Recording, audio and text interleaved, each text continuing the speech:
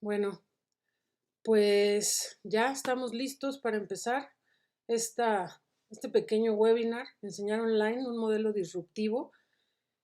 Vamos a tratar de ir viendo algunas cuestiones del programa que ahorita les voy a ir mencionando, pero bueno, antes de empezar, quiero platicarles un poquito. Algunos probablemente ya me conozcan, pero seguramente algunos otros no tanto.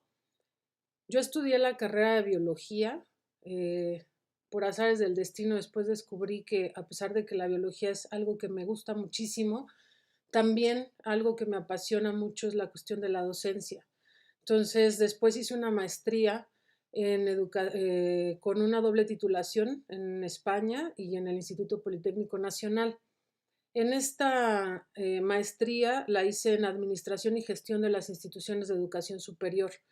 Con base en esto, mi idea es justamente tratar de apoyar a otras instituciones que en este momento en el que nos hemos visto de repente completamente saturados por un montón de cosas que estamos trabajando de manera en línea, y de pronto los profesores, los directivos, los alumnos, todo el mundo empezaron a bloquearse en algún momento tal vez. Algunos otros lo han de haber tomado con otra visión, pero sí muchos estoy segura que se sintieron desorientados, que sintieron que habían tenido diferentes formas de ver esta situación y esta pandemia y todo lo que se está generando. Digo, de entrada, sí quisiera que tratáramos de quitarnos un poquito ese chip que siempre hemos venido manejando, en el que vemos a la educación de una cierta forma y que tenemos ciertos estándares e ideas, ¿no? Mucho en la maestría que yo tomé veíamos algunas diferencias muy importantes. Yo les decía que hicimos con una doble titulación en la parte española con la mexicana, y la forma de ver en Europa la educación es completamente diferente, perdón, a la forma en la que la vemos nosotros el día de hoy aquí. Entonces, lo mismo sucede en otros países, y vamos a hablar un poquito alrededor de esto. Tienen ahí un chat, veo que ya están interactuando algunos. Buenos días a todos. Eh, Esta es la idea. Si ustedes van teniendo a lo mejor alguna duda, alguna situación, la pueden trabajar ahí en el chat, me pueden mandar ahí su mensajito, mandarse mensajes entre ustedes, y me da mucho gusto que estén todos aquí. Y bueno, pues vamos a empezar rápidamente. Este es el programa que vamos a ver hoy. ¿Modelos educativos son disfuncionales o no? Los famosísimos y ya muy conocidos nativos digitales, que ahora es una de los conceptos que se maneja muchísimo hoy en día, pero la verdadera historia la vamos a contar, o por lo menos la historia que yo tengo. La elección de una plataforma digital. ¿Qué elementos necesito para elegir una buena plataforma digital? Les decía, ahorita de pronto nos aventaron todo y pues dijeron, vamos a tomar esta, yo agarro Moodle, yo agarro esta, me la vendieron el otro día, ¿no? Entonces la idea es como ir viendo cuáles son los elementos principales con los que yo puedo trabajar para poder elegir una buena plataforma. ¿Cómo saber qué plataforma elegir para una videoconferencia? Ahorita también hay un montón de elecciones que podemos hacer, y sobre todo algunos tips para dar clases en línea. Y al final quisiera ya platicarles en relación a este nuevo modelo que yo tengo en mente, que hemos probado, que hemos visto que funciona y que es completamente disruptivo en relación a lo que se viene haciendo tanto desde la parte de la Secretaría de Educación Pública, desde la parte gubernamental, hasta la cuestión de lo que nosotros venimos trabajando y lo que hemos visto a lo largo de los años.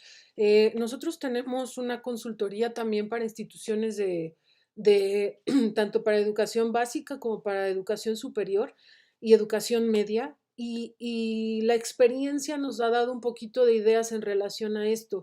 Puede suceder que a lo mejor ustedes digan, bueno, es que esto solo va enfocado a la educación superior, a escuelas, a instituciones educativas. No, estos modelos, esta elección de la plataforma digital, esto de las videoconferencias, va para todos los sectores. A partir de ahora, ustedes saben, se ha oído mucho, vamos a comenzar a partir de este momento a ver un cambio a nivel de empresas, vamos a ver un cambio a nivel de gimnasios. Los gimnasios están dando clases en línea.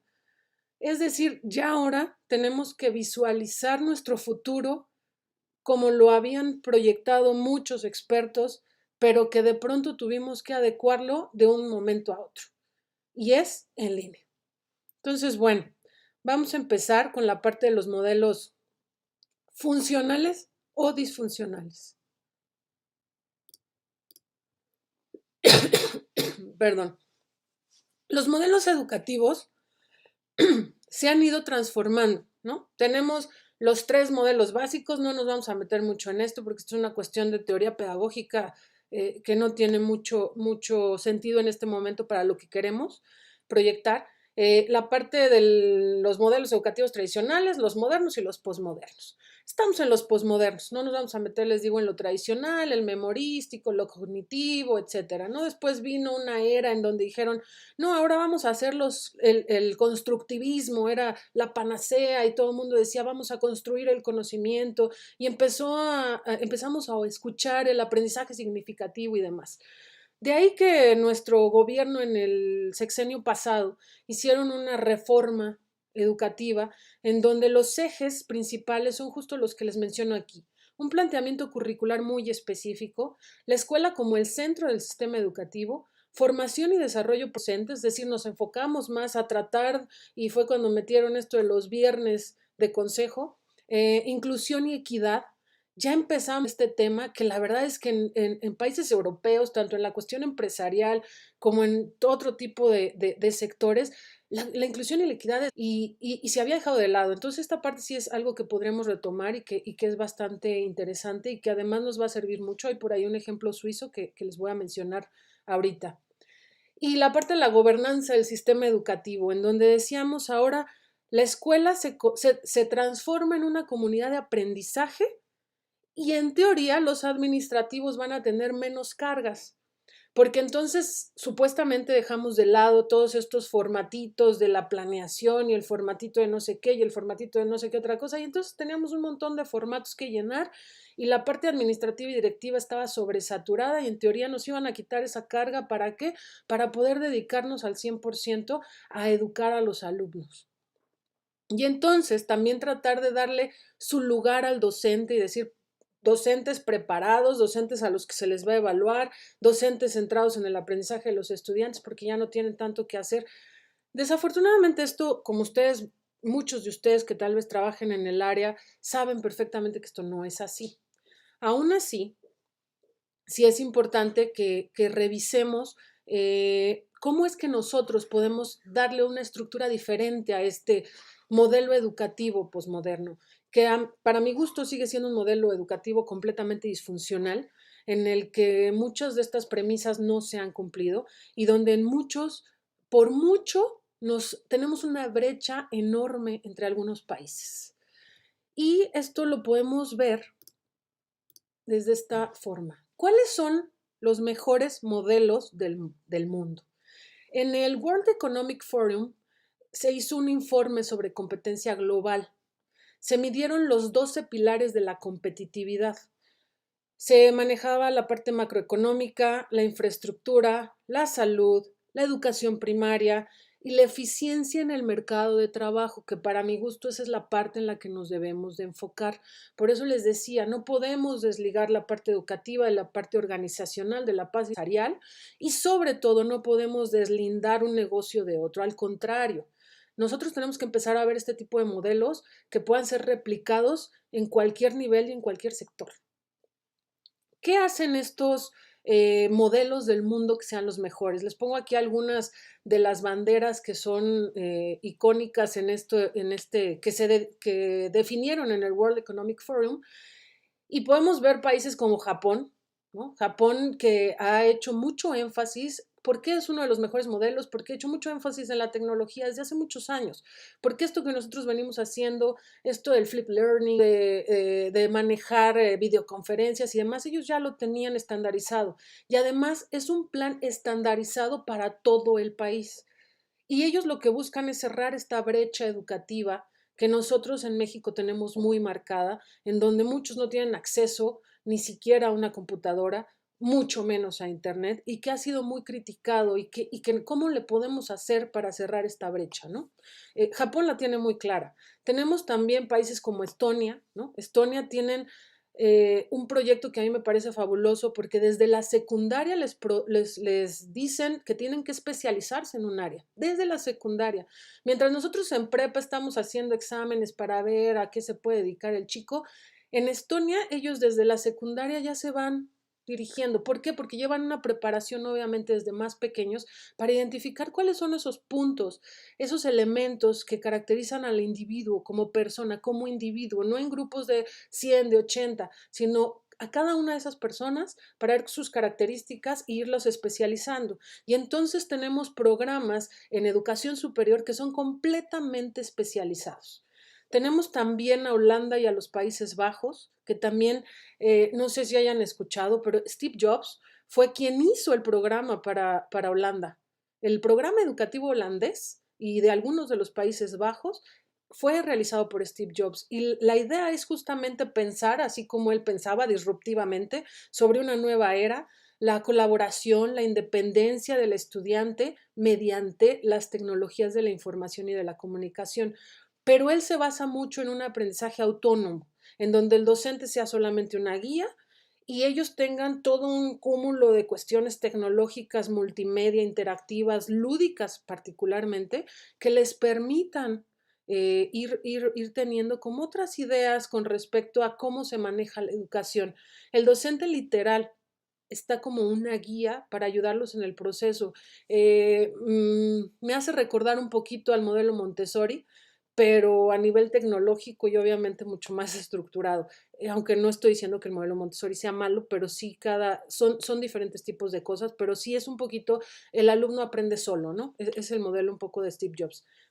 Después tenemos otro país, por ejemplo, como Finlandia, donde no hay tareas, ¿no? Se ha mencionado mucho, de hecho llegan muchos memes en Facebook, ¿no? No sé si les han llegado por ahí, pero seguramente sí han visto que en Finlandia no les dejan tareas y entonces ya vemos a todos los papás compartiendo esta información y diciendo, ven, es que en Finlandia no dejan tarea. Pues sí, pero porque tenemos un modelo aplicado para ello, ¿no? Te toman 5 horas de clases. Pero lo interesante de este modelo es que ellos lo que hacen es dedicarse a dar clases extracurriculares y actividades. O sea, sus 5 horas de clase, todo lo demás lo utilizan para hacer actividades extras, tanto actividades personales como algo muy parecido a lo que mencionábamos sobre Estonia. Se especializan en un área y empiezan a hacer actividades extracurriculares sobre esa área en particular. Esto los hace expertos en ese tema, obviamente. ¿Por qué? Porque si ellos desde la secundaria, incluso a veces hasta la primaria, van siguiendo un modelo específico y van trabajando sobre eso, obviamente se van a especializar en esas áreas. Obviamente van a tener todos los conocimientos porque además los van a trabajar directamente y en vivo. No van a estar nada más pensando en lo que pueden hacer o teniendo la parte teórica, que es la verdad lo que nosotros hacemos en muchas ocasiones. Y obviamente esto no ayuda de la misma forma. Hay estudios que sí me parece importante recalcar. Hay estudios en donde dicen que la calidad educativa va a contribuir al crecimiento económico más que los años de escolaridad. Las pruebas que se realizaban o que se realizan de PISA, donde se mide la lectoescritura y la parte de las habilidades matemáticas en todo el mundo, en estas pruebas lo que se quiere incidir es en buscar cuáles son esas habilidades que se lograron a lo largo de los aprendizajes. Y entonces ven una línea muy importante en donde les digo que hay una relación entre la calidad educativa y el crecimiento económico de un país. No los años de escolaridad. Los años de escolaridad se han notado claramente en diversos estudios, particularmente les recomiendo el estudio de Hanushek, que indica claramente cuál es la relación entre estos años de estudio no importan tanto, viene también en una métrica, pero lo que importa es la calidad educativa. Eso ayuda a la mejora del crecimiento económico de los países. Muchos de estos modelos que tenemos educativos, que ya en su momento se definieron como los mejores por organizaciones internacionales que hacen evaluaciones muy particulares y bajo muchos estándares, han definido también cómo estos países han ido en crecimiento económico. Vemos ahí la bandera, por ejemplo, de Barbados. Barbados al final dijera, no, bueno, es algo gris, no, no, no, no, como que no, no me lo imagino. Pues sí, ellos también han tenido un crecimiento porque tienen un modelo educativo bastante interesante. Les pongo ahí 3 imágenes en donde vienen, creo que me parece que la primera es la de Japón, la segunda es de Holanda. En estas imágenes, si ustedes observan, los salones de clase son iguales a los nuestros. Los recursos tecnológicos quizás sean los mismos.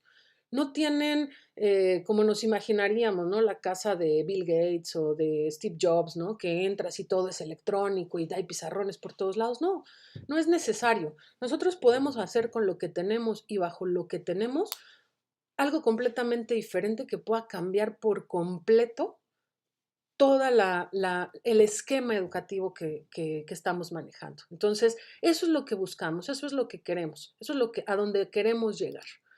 ¿Cuáles son las características en común después de haber revisado varios estudios?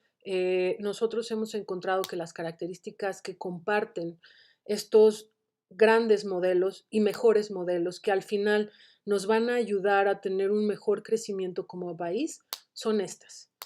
El uso de la tecnología, que hay tutorías. Al alumno no se le deja solo. Está en clases, tal vez tiene alguna exposición, pero cuando sale, tiene acceso a tutorías personalizadas. Que hay un nivel importante de especialización, que hay prácticas laborales, que hay colaboración entre los estudiantes con los profesores y con los demás, incluso que hay colaboración con otras empresas, que se maneja mucho el aprendizaje autónomo, que es característica básica de lo que estamos viviendo ahorita, que es el trabajo desde casa. Y lo digo desde el trabajo. La gente está trabajando sola en su casa, la gente está estudiando sola en su casa. La parte lúdica, es decir, el juego, esto de la gamificación o el gamification, los horarios, que hay horarios muy específicos, no es una cuestión de vamos a cumplir un horario de 8 a 8 y de aquí, no. Es mucho también empresas actualmente como Google, que se ha mencionado mucho.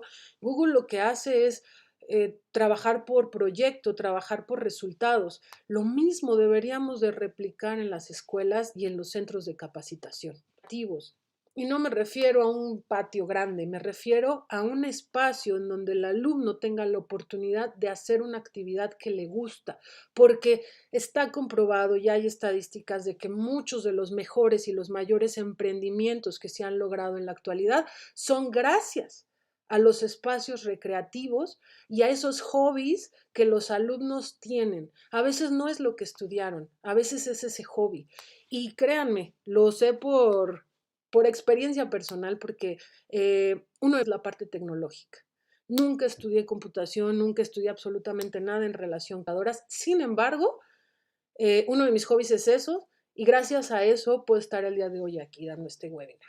Y gracias a eso puedo atender a otras escuelas y hemos podido darle seguimiento a otras instituciones de educación y a otros lugares de organización, de otras organizaciones donde los hemos ayudado a encontrar cuál es exactamente la mejor forma de aplicar las tecnologías para la capacitación y para la educación. Entonces, estos elementos les pido que no los olviden, que los tengan muy presentes porque son la base de lo que pretendemos hacer a futuro en este nuevo modelo disruptivo que pretendemos revisar. Ahora vamos a ver un poquito lo que son los nativos digitales, ¿no? Estos nativos digitales que tanto hemos escuchado la palabra y en donde dicen, ¿qué significa un nativo digital? En resumidas cuentas, es alguien que nació en la era digital. Y dicen, y los ponen incluso en algunos de los ponen en el Facebook y en el Twitter y en las redes sociales, y vemos un montón de memes y un montón de cosas donde vienen bebés agarrando un teléfono celular y pareciera que lo saben utilizar a la perfección. El tema aquí es, no sé si ustedes recuerden, yo seguramente sí, muchos de ustedes han trabajado con el famosísimo concepto funcional. El analfabeta funcional era aquel que tenía una incapacidad para utilizar sus conocimientos de forma eficiente en las situaciones de la vida. Sabía leer, sabía escribir, sabía resolver ecuaciones matemáticas, pero no sabía qué hacer con ese conocimiento. No sabía cómo aplicarlo.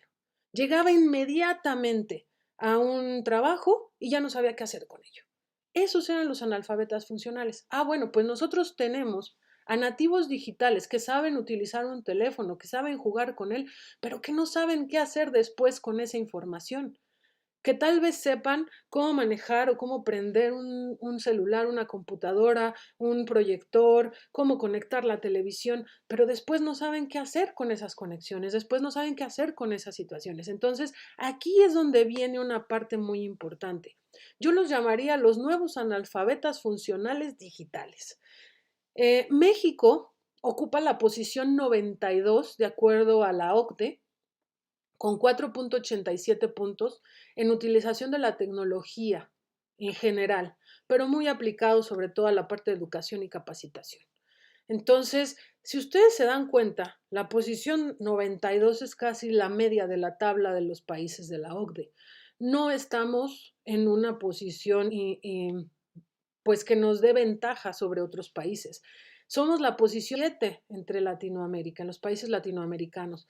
Seguimos teniendo una brecha tecnológica súper importante que por mucho que tengamos a estos chicos que ya pueden manejar un teléfono celular o alguna cuestión tecnológica, no saben aplicarla y no saben qué hacer con ella. Entonces, yo lo vería desde la mirada en el que el chico, el niño, el alumno en general tendría que poder saber qué hacer con la información que tiene en Internet, que podría saberla ocupar, que sabría qué hacer con un celular. Me ha tocado casos, no sé, yo creo que lo hemos visto mucho, incluso, les insisto, en alguna empresa ha sucedido en los salones de clases, cosas tan absurdas. Vamos a prender el cañón no prende y lo primero que hacen, de hecho, empiezan a picarle hasta que le den y darle y darle y darle a ver hasta qué hora prende. Eso no es saber usar la tecnología. A lo mejor es un ejemplo un poco burdo, pero si no podemos incluso resolver o ayudarlos a pensar cómo resolver un problema para que ellos puedan utilizar la tecnología de esta forma, entonces, ¿cómo vamos a hacer posteriormente para que sepan qué hacer con la información y después utilizar los medios tecnológicos para poderlos aplicar? Esa es la parte complicada, esa es la parte difícil. Eh, ¿Qué podemos hacer? Los nativos digitales tienen que saber utilizar el Internet, son muy visuales, les encanta utilizar las aplicaciones, saben usar las redes sociales, es así, les súper encanta. Ahorita en cuarentena está muy de moda el TikTok. Y además hay una parte muy importante aquí, la parte de las labores sociales, que si recordamos un poquito lo que habíamos visto en las características anteriores de los mejores modelos educativos del mundo, una de las cuestiones importantes era la colaboración. Aquí es donde entra los nativos digitales o los nuevos millennials, las nuevas generaciones, la generación Z y todas estas generaciones que están ahora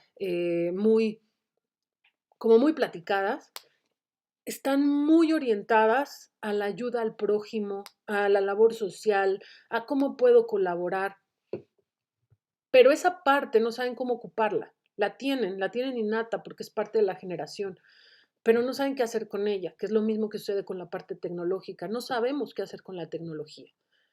Entonces, bueno, con base en toda esta información, vamos a ver un poquito algunos tips en relación con las plataformas digitales, las videoconferencias y demás. Actualmente existen millones, ¿no? No sé, miles, tal vez estoy exagerando con los millones, pero existen muchísimas opciones para trabajar con plataformas digitales.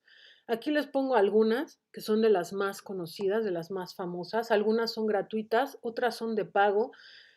Y la realidad es que como directivos, incluso cuando estás recibiendo correos y correos y correos, y de repente te llegan un montón de promociones y esta plataforma tiene todas estas grandes ventajas y esta otra tiene todas estas y esta otra todas estas y así sucesivamente.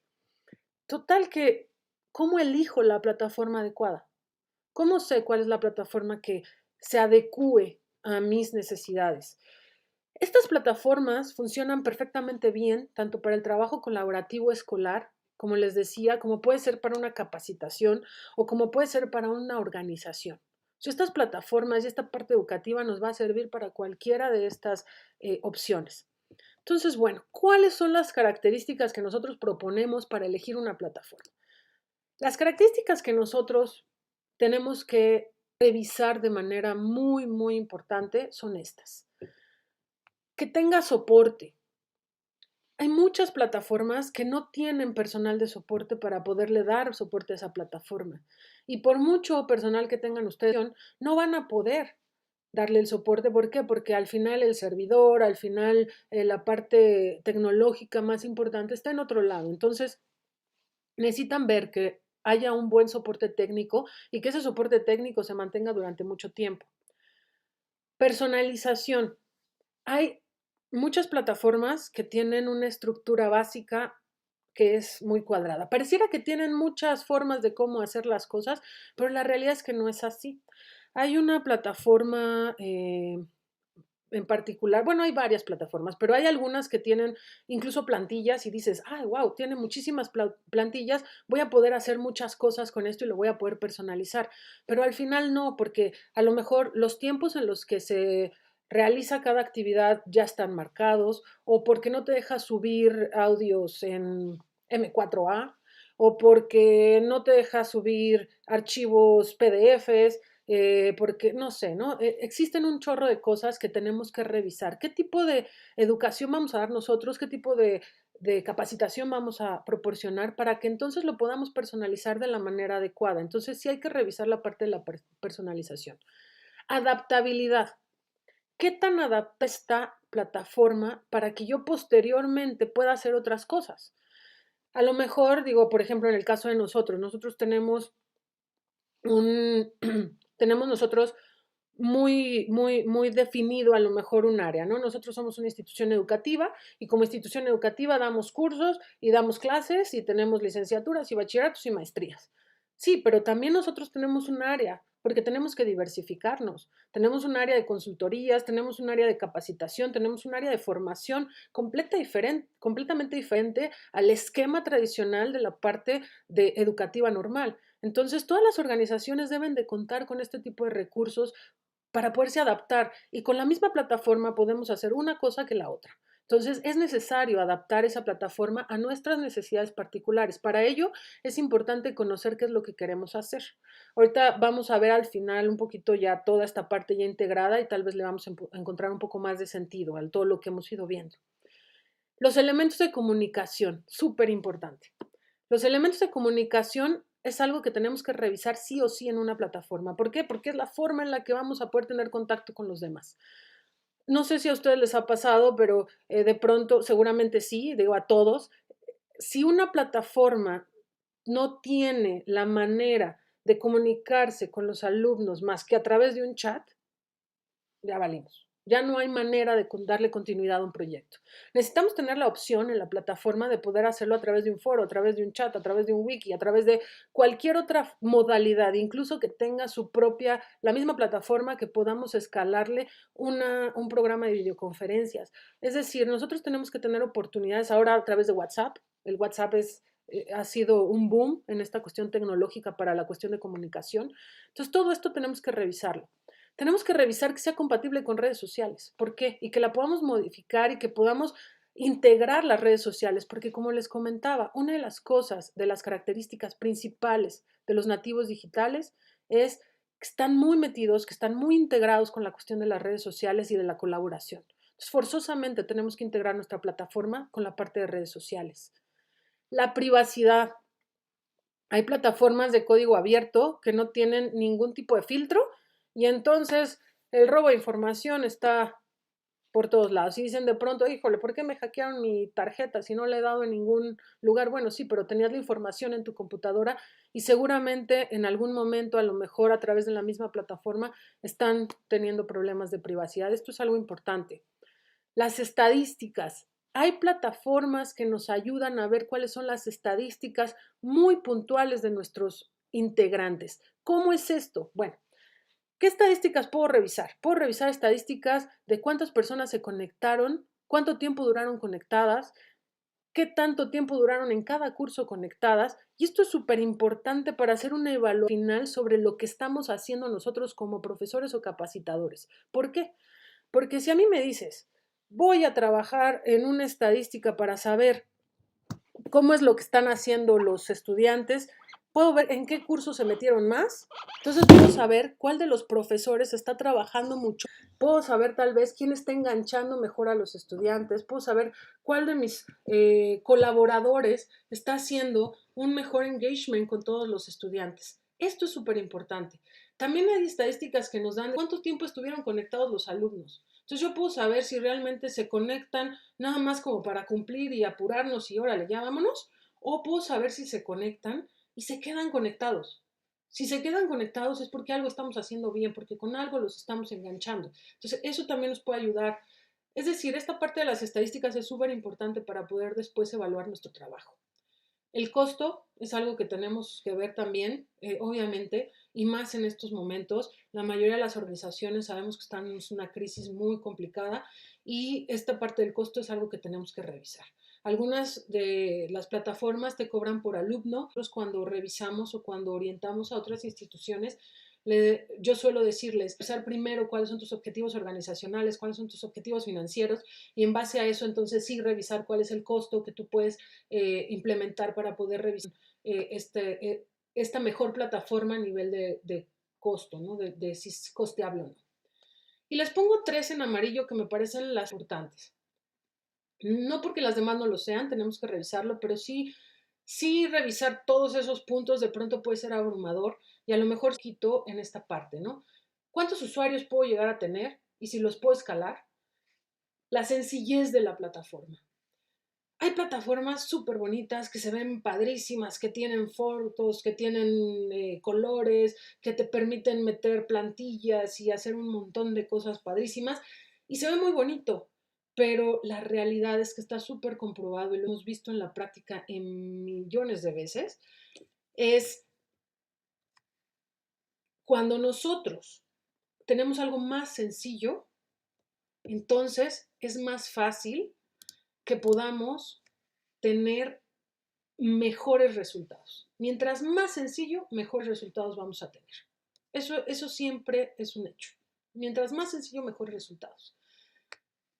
Pareciera que nosotros tenemos que tener algo muy, muy elaborado para que sea mejor y no es necesariamente, no necesariamente es que tenga que ser muy elaborado ni que tenga que tener muchas cualidades y que verse muy vistoso, vaya, sino que al contrario, mientras más sencillo, es más fácil trabajarlo, es más ágil trabajarlo y entonces los alumnos lo ven más fácil y los profesores lo ven, la comunidad lo ve más sencillo.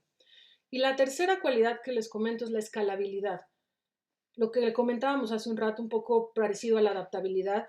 ¿Qué más puedo hacer? ¿Qué otras cosas quiero hacer? Y en base a eso poder escalar mi plataforma de tal manera que pueda meter más cursos, cursos de diferente naturaleza, que pueda meter a lo mejor videoconferencias ahí mismo, etcétera, ¿no?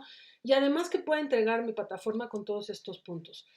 Estas cuestiones creo que son muy importantes para saber elegir cuál es mi plataforma ideal. Ahora, vamos a ver cuál es también la forma en la que nosotros podemos elegir programas para videoconferencias. También llegó un boom. Ahorita una de las plataformas que más están utilizando es Zoom. Tenemos el Google Classrooms, tenemos los Hangouts, hay muchísimas otras. Tenemos en la cuestión organizacional, tenemos el Skype for Business es maravilloso, tiene muchas opciones, pero ¿cuáles son los elementos que debemos de revisar para poder elegir también el mejor programa para videoconferencias? Y algunos tips para las videoconferencias. Yo he notado, a lo mejor es una percepción, pero no creo necesariamente, yo he notado que los profesores, toda esa seguridad que tienen, todo ese profesionalismo que han demostrado durante muchos años, incluso capacitadores, cuando llegan enfrente de la computadora se friquean, ya no saben qué hacer.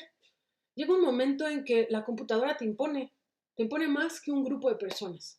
¿Por qué? Porque no estamos acostumbrados, porque no estás viendo a las personas a los ojos y a lo mejor no sabes cuál es la reacción que tienen, no sabes si ya se durmieron, no sabes si sí están colaborando y entonces se escucha un tímido de pronto, entonces sí, todo me entendieron, sí está bien.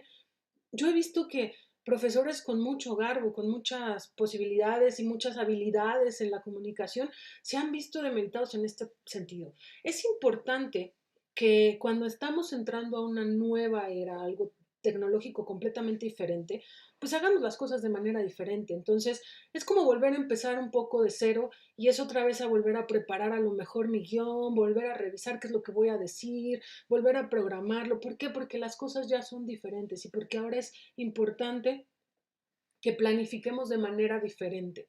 Es necesario que pensemos que lo que estamos haciendo y lo que estamos implementando tenga el tiempo adecuado para que tampoco los chicos se aburran, para que la gente esté enganchada y para que todo esto siga funcionando de la mejor manera posible. Entonces, bueno, ahí sí es importante prepararnos en ese sentido. Si gustan, hay algunos tips que podemos aplicar. Me pueden escribir y al final les doy los datos para que manden un correo e incluso algunos ya deben de tener el correo. Pueden preguntar y podemos compartir material con mucho gusto. ¿Cómo elijo un programa de videoconferencia adecuado? Pues igual, una de las cosas es que yo pueda compartir mi pantalla, que pueda compartir documentos, que puedan ver a través de mi pantalla un video. ¿Por qué? Porque al igual como les mencionaba, al igual que yo estoy dando una clase y que tengo que de pronto hacer esto otro y buscar estrategias diferentes, lo mismo tiene que pasar en línea. En línea yo tengo que empezar a buscar diferentes opciones para que las personas estén enganchadas sobre lo que yo voy a decir y sobre lo que tienen que hacer. Entonces, de pronto ya les puse un pedazo de video, de pronto ya les dije, ahora vamos a volver a hacer preguntas, ahora vamos a la explicación, ahora regresamos, ¿qué les parece si hacemos un pequeño juego en línea? En ese momento, digo, tenemos herramientas como el Kahoot que se pueden hacer en línea y que son de las más famosas y las más utilizadas, que ya en su momento también hablaremos un poquito. Grupos de cuántas personas. Yo sugiero que a menos de que sea una conferencia, que a menos de que sea un curso, tal vez organizacional, que se pueda hacer en forma como en este caso de un webinar, entonces que sean grupos pequeños. No necesitamos grupos grandes. ¿Por qué? Porque si la atención se dispersa regularmente en un grupo donde habremos personas frente a frente y cara a cara, la atención se puede dispersar mucho más y no le puedo yo dar seguimiento a cada uno. ¿Por qué? Porque yo tengo que preguntarle a cada uno de los alumnos, ¿entendiste? O a fulanito hacerle una pregunta para ver si también entendió y tengo que atenderlos a todos. Porque si hay alguno al que no le pregunte, ese alguno puede ser que no se vuelva a conectar, porque ese alguno puede sentir que ya no está, que está excluido de la conferencia, porque no, pues le preguntó a todos, a mí no. A mí no me vio.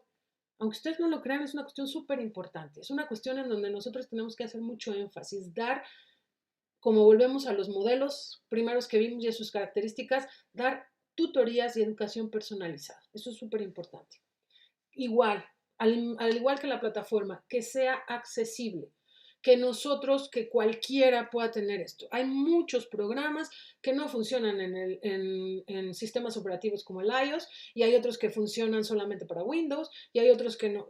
Es decir, tiene que ser algo, por ejemplo, Zoom, que puede ser utilizado para cualquier plataforma, o el Jitsu, me parece que se llama Jitsu, que también es gratuito y que también puede ser utilizado en cualquier plataforma, pero por ejemplo ese solamente que tengas Google Chrome, porque si no se traba, ¿no? Entonces, hay algunas cosas que tenemos que verificar y además que ustedes puedan configurar el ancho de banda. Si aún configurando el ancho de banda, teniendo un muy buen internet, a veces la señal llega no muy nítida, no se escucha bien lo que están diciendo el conferencista y demás, puede llegar a ser un problema. Entonces, tiene que ser un programa que me permita en la configuración configurar el ancho de banda. Lo mismo que platicábamos para la plataforma, verificar los costos y ver la cuestión de la seguridad. Han hablado mucho en relación a Zoom con la cuestión de la seguridad. Ellos han hecho un buen trabajo en esta cuestión porque sí había muchos huecos en ese sentido, pero han trabajado mucho en ellos y creo que es una buena opción, aunque sin embargo creo que hay muchas otras muy buenas opciones también actualmente en el mercado y que son gratuitas. Entonces, dependiendo también cuáles sean sus necesidades, dependiendo de las necesidades de la empresa, de la profesionalidad que le queramos dar, también es que podemos ver la cuestión del costo.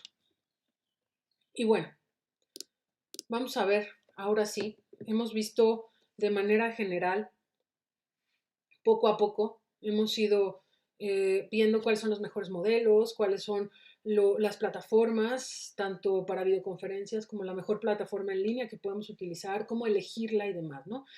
En base a todos estos detalles que no son tan pequeños ni son tan detalles, sino que es algo muy importante que nosotros tenemos que revisar, hemos creado un modelo que nosotros consideramos disruptivo. ¿Por qué? Porque no sigue las reglas, no sigue ningún modelo de aprendizaje significativos, no. O sea, sí logra ciertas cosas, tiene un poco de todo tal vez, pero me permite plantear y replantear muchas otras cosas. Un modelo en donde tenemos que ver a la educación de manera completamente diferente. Para empezar, quisiera que recordáramos la curva de Hermann Ebbinghaus, en donde dice que nosotros, de acuerdo al tiempo que transcurre, vamos olvidando la información. Y dice que después de 20 minutos perdemos el 42% de la información y después de 24 horas el 67%. Si nosotros seguimos trabajando con base en te pongo un examen y me lo contestas, sabemos perfectamente que saliendo de clases, 20 minutos después, ya no se acuerdan de la mitad. Y al día siguiente ya no se acuerdan de mucho más de la mitad. Tenemos que empezar a pensar un poco como estos modelos orientados principalmente a trabajar directamente y aplicar esos conocimientos. Es un poco la idea de la construcción del conocimiento y el constructivismo y todo esto para después a tener aprendizajes significativos que me permitan entrar en escenarios donde pueda construir nuevas experiencias. Pero no es lo mismo llegar y ponernos a hacer algo específico y de verdad hacerlo y que lo sepan aplicar a que solamente lo digamos en la teoría. Para poder trabajar en eso, hay nuevas estrategias. Una estrategia que se parece mucho a la idea que nosotros tenemos y que tiene mucho que ver es esta cuestión del flip learning, el flip classroom, que puede ser tanto para flip learning, y vuelvo a lo mismo, en una cuestión empresarial como en una cuestión educativa. El flip classroom, o en español llamado aula invertida, me permite trabajar con base en diferentes estructuras y diferentes formas de aprender a través de la tecnología. La idea del flip learning es, como dice Slomanson, ¿no? Es un estudio de blended learning en donde cambiamos y recambiamos la forma en la que pensamos cómo aprenden los estudiantes y cómo vamos a lograr una enseñanza efectiva. Esto precisamente lo podemos lograr a través de, en esta diapositiva que publicaron en Aula Planeta, me parece muy interesante. Tienen 40 herramientas de las que yo creo que no hay ni el 10% para crear un montón de cosas diferentes. Si ustedes se fijan, hay para generar cuestionarios interactivos, para crear presentaciones, murales virtuales, para publicar o divulgar trabajos, ensayos, evaluar a los alumnos a través de rúbricas, fomentar el aprendizaje colaborativo, desarrollo de habilidades individuales y colaborativas. Y si se fijan ustedes, yo creo que más o menos un 80% de estas, o si no es que todas, tal vez no estoy, bueno, es que algunas tienen un pago posterior para la versión premium, pero yo creo que la mayoría eh, de estas herramientas son gratuitas. Si nosotros podemos integrar todas estas herramientas a nuestra plataforma educativa, vamos a tener algo completamente diferente. Y ahorita vamos a ver algún ejemplo. ¿Cuáles son entonces las herramientas que podemos utilizar? Se habla del e-learning, del mobile learning, rapid learning, blended learning, live learning, analíticas de aprendizaje y del famoso MOOC para grandes grupos. Bueno, en todas estas digamos, formas de diferentes de aprendizaje, nosotros vamos a poder trabajar de manera compartida, parecido al flip learning. A veces un poco en clases, un poco en una cuestión tecnológica, un poco de manera presencial, un poco en la práctica, integrar todo. O sea, la idea es integrar absolutamente en todo. Podemos hacer presentaciones diferentes, guías didácticas, imágenes interactivas, utilizar lo del gamification, que es súper importante. El gamification ha ido creciendo de manera interesante. Nosotros hemos hecho algunas pruebas y nos hemos dado cuenta que efectivamente hay algo muy importante en donde el flip learning va avanzando. Dinámicas pedagógicas en redes sociales que se pueden hacer de manera eh, como tipo lúdico, como tipo gamification. Esto del flip learning, el podcast, ¿no? Poner a los alumnos a hacer podcasts es también una cosa que puede ser muy interesante. Es decir, tenemos distintas herramientas que nos pueden ayudar. Y estas herramientas me gustaría que las trabajáramos con base en la taxonomía que muchos de ustedes conocen en la parte educativa. Pero la taxonomía de Bloom, eh, ya en otro nivel, revisada por Anderson y Cradwell, lo que hace es medir nuestras habilidades y nuestras competencias desde un nivel de complejidad bajo a uno alto, pero en donde al final, a donde vamos a llegar, no es a la evaluación, como lo era antes la taxonomía de Bloom. Lo es a la creación, al poner en práctica, al hacer. Si se fijan, la evaluación no queda como el último punto, la evaluación queda como el penúltimo término, porque sí es necesario evaluar. ¿Para qué? Para que nosotros podamos de alguna manera revisar algunos temas, para que podamos ver en qué fallamos, qué podemos hacer, qué es lo que podemos cambiar, ¿no? En este caso, el estudiante debe de crear. Hay un profesor que se llama Alan Carrington. Alan Carrington trabaja para Apple y además es un profesor estadounidense, y lo que ha hecho es hacer su evaluación a través de la parte creativa de los alumnos, utilizando obviamente todo lo que es o todo lo que va relacionado a las aplicaciones de Apple. Nosotros podemos hacer lo mismo con nuestras propias aplicaciones y con otro tipo de aplicaciones. Él lo hace con Apple porque trabaja en Apple, pero podemos hacerlo igual. Hace actividades súper interesantes a través de WordPress, que es para poder hacer pues un tipo blog, más bien es un blog, pero podemos hacer muchas otras cosas ahí con este blog, que es muy interesante, con un programa que a lo mejor quienes manejan iOS, quienes tienen algún iPhone, quien tienen Mac, conocen un programa que se llama GarageBand, que sirve para hacer música y también para jugar un poco con la música. Hay una aplicación fantástica que se llama Toontastic, que es gratuita de hecho, que es para hacer, donde los alumnos crean historias a partir de muñequitos. Ellos forman a los muñequitos y crean todas estas historias. Otras aplicaciones como Preso, como iMovie.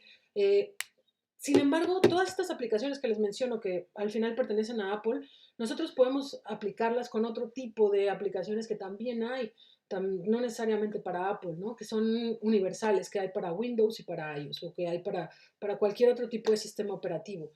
Entonces, la idea, ¿cuál es? La idea es un diseño completamente diferente, donde la evaluación sea a partir de la creación.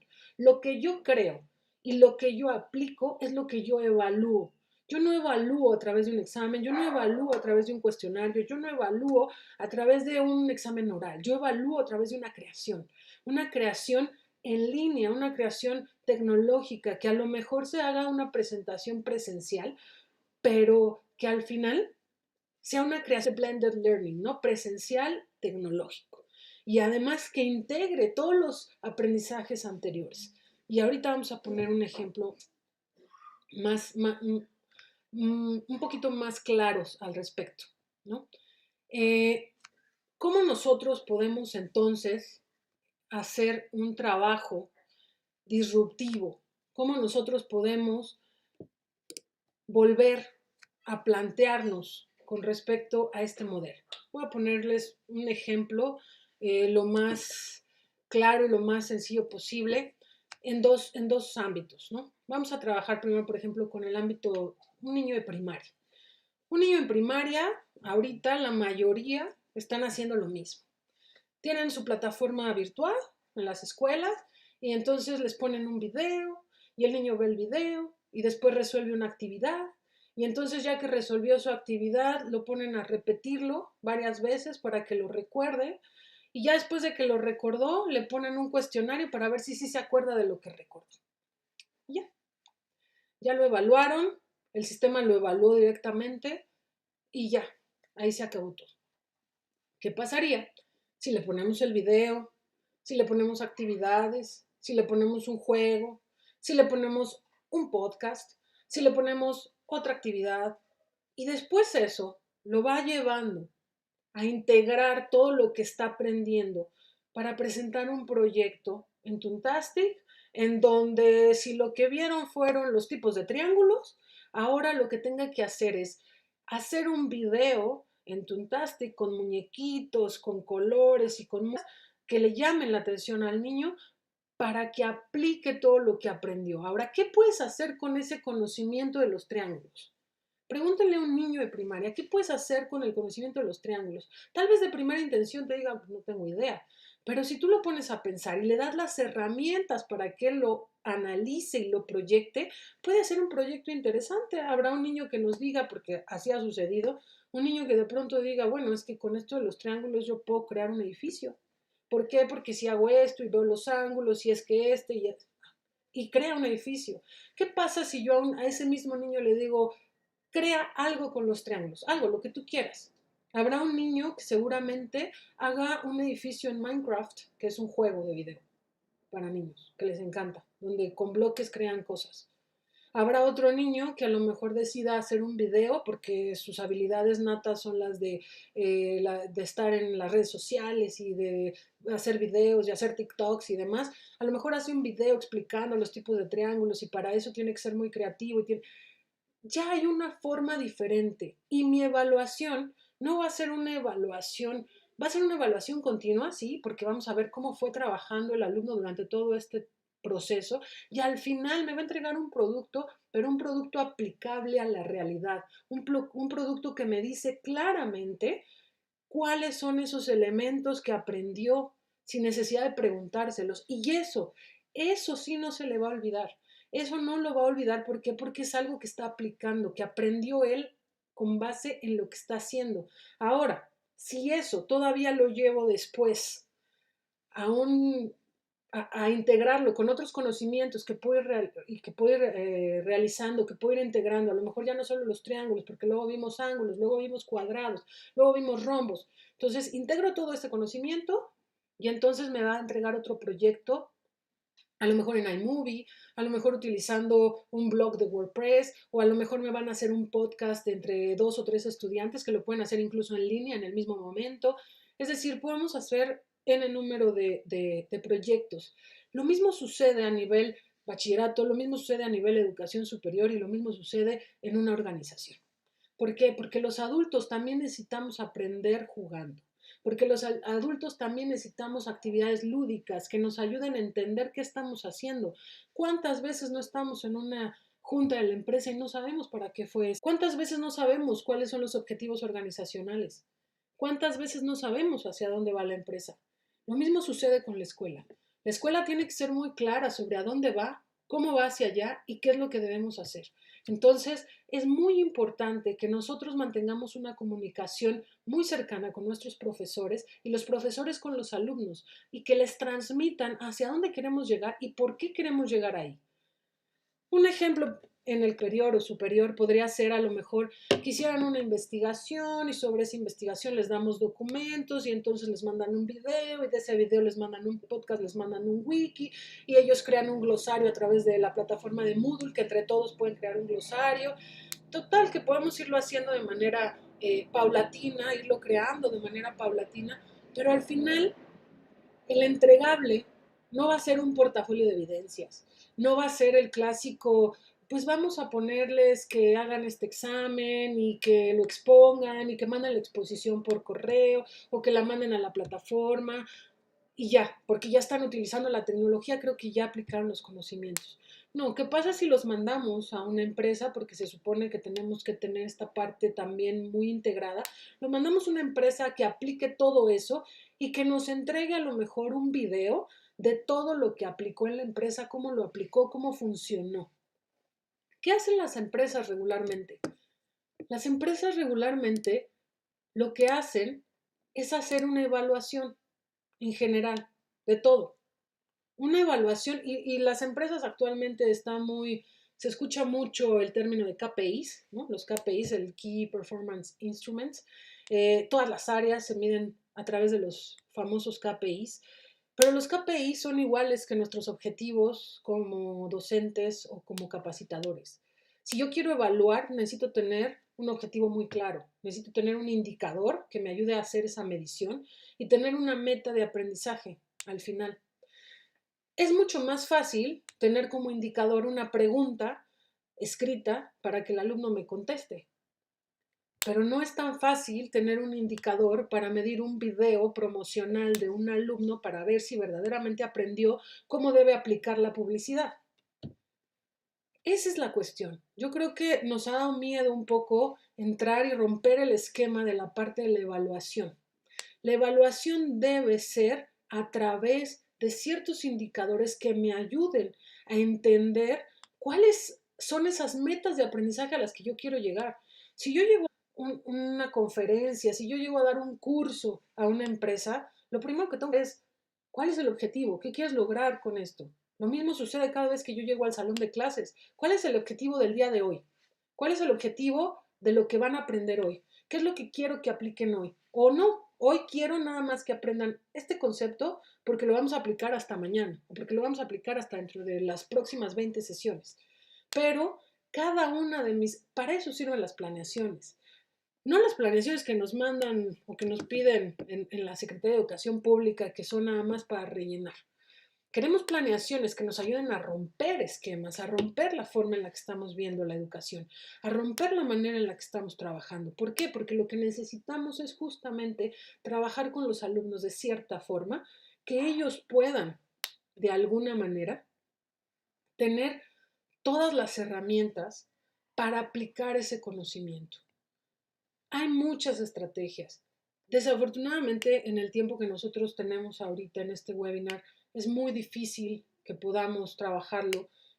Vamos a abrir, incluso, de hecho, ya lo hemos hecho, pero ahora lo vamos a hacer completamente en línea.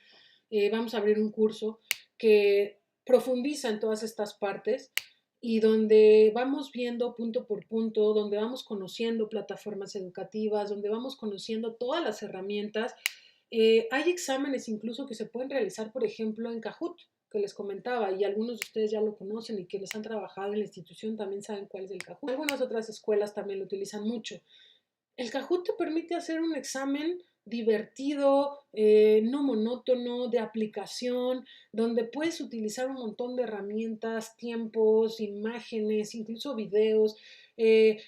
Cuando nosotros hacíamos o cuando yo he implementado el Kahoot con algunos estudiantes para hacer algún tipo de gamificación dentro del salón de clases, la competencia es muy sana y es muy buena. Y es entonces cuando ellos encuentran el sentido, y eso es a donde tenemos que llegar. Nuestra meta no solo es una meta de aprendizaje, es una meta de cómo hago para que el colaborador, para que el alumno, para que el docente, para que quien está viendo mi curso, para que quien está aprendiendo de mí, sepa, interiorice y entienda para qué le va a servir lo que está aprendiendo el día de hoy. ¿Cuántos de nosotros no hemos dicho miles de veces, eso para qué me sirve? Eso no me lo van a preguntar en una entrevista de trabajo. Eso no me lo van a pedir. ¿Cuántas escuelas te ayudan a hacer o cuántos grupos de trabajo te ayudan a hacer tu currículum? Te dan una plantilla, te dicen, ahí está una plantilla y trabájala. Te enfrentas a la plantilla y dices, ¿qué le pongo? Pero en cambio, si yo a lo mejor estoy con los chicos de administración y estamos viendo la parte de recursos humanos, y en lugar de decirle los recursos humanos se miden así, los indicadores KPIs y demás para esto, que se pueden medir así y así y así. Si yo en lugar de eso les digo, a ver, esto son la parte teórica y después vamos a hacer esto.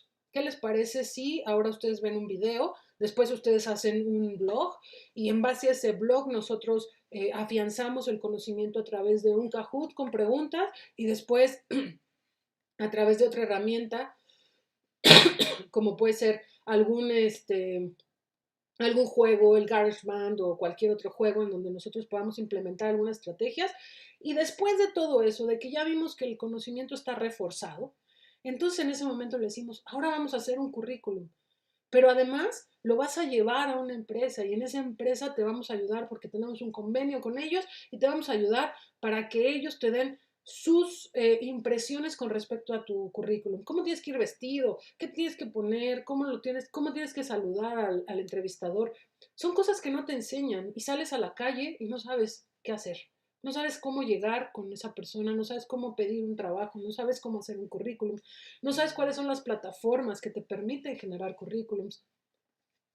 Actualmente, LinkedIn es una plataforma excelente en cuestión de colaboración, tanto para compartir información profesional como para también aprender a cómo hacer redes, que eso es otra habilidad que tenemos que aprender y que ayudarlos a los chicos y que, como les comentaba, es una de las características de nuestros nuevos nativos digitales. Les gusta colaborar, les gusta hacer redes, les gusta tener a otras personas alrededor y para ello lo que necesitamos hacer es completamente sumergirnos en todos estos elementos tecnológicos que nos van a llevar nos van a ayudar a llevarlos hasta allí, a que ellos sepan qué hacer en la práctica.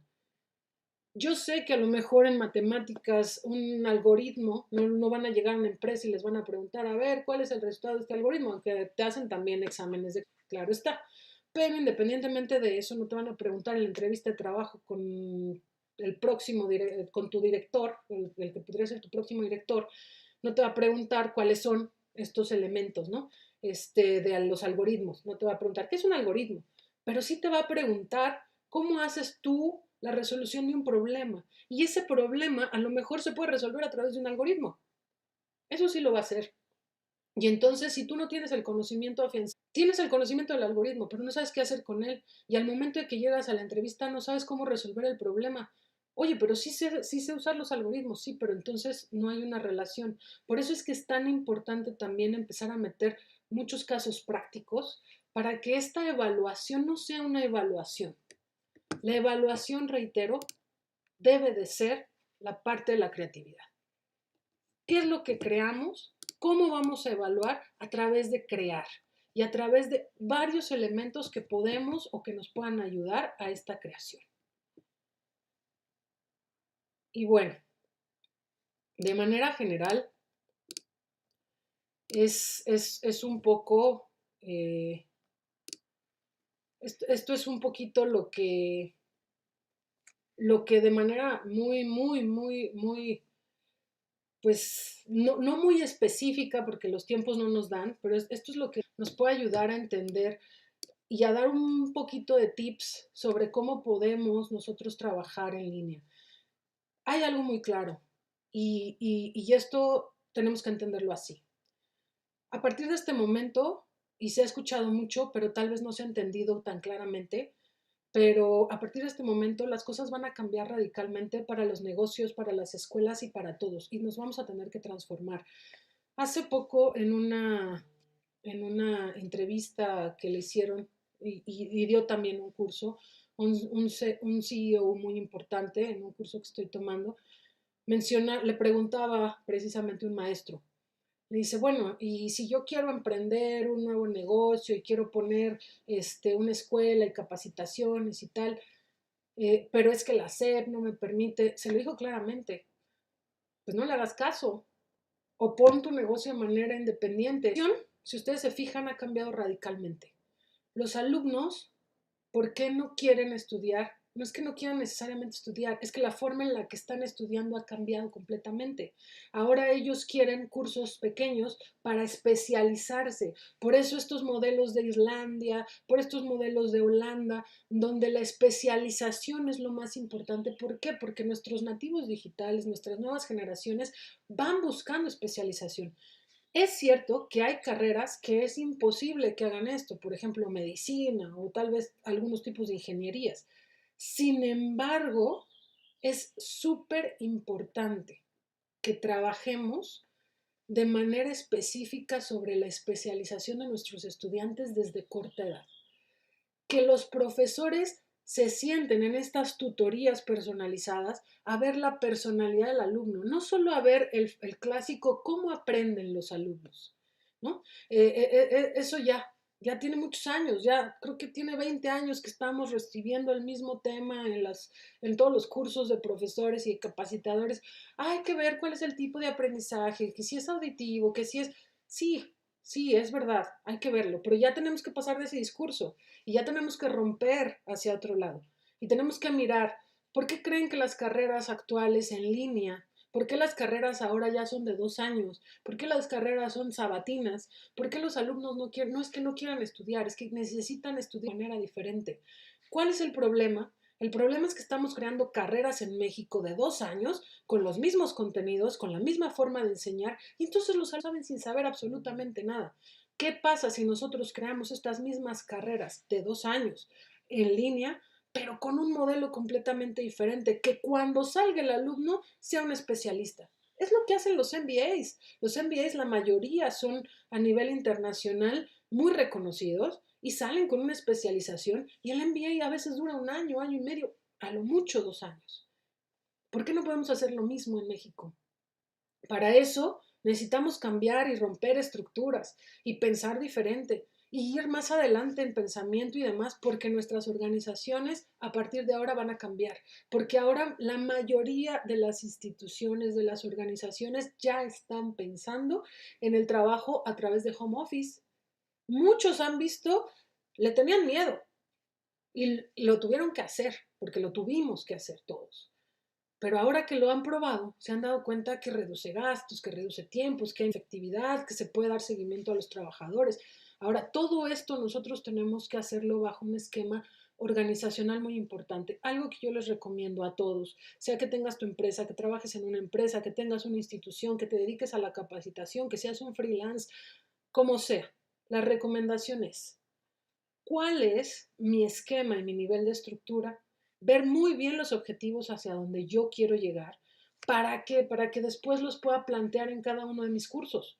Si yo mi curso no tengo un planteamiento efectivo, obviamente no vamos a llegar a ningún lado. Y bueno, pues si alguien tiene alguna pregunta, alguna duda, si gustan que les comparta, ya por aquí me comentan si les facilito las diapositivas, claro que sí, se las voy a hacer llegar a través del correo electrónico a quienes deseen la presentación, con mucho gusto.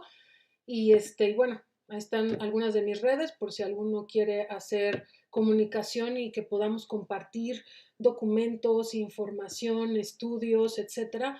Me va a encantar que lo podamos hacer. La idea es precisamente bajo este mismo esquema, como siempre lo he dicho, nosotros ponemos el ejemplo. Entonces, la primera persona que quiere cambiar por completo los esquemas, cambiar por completo estas ideas, soy yo. Entonces,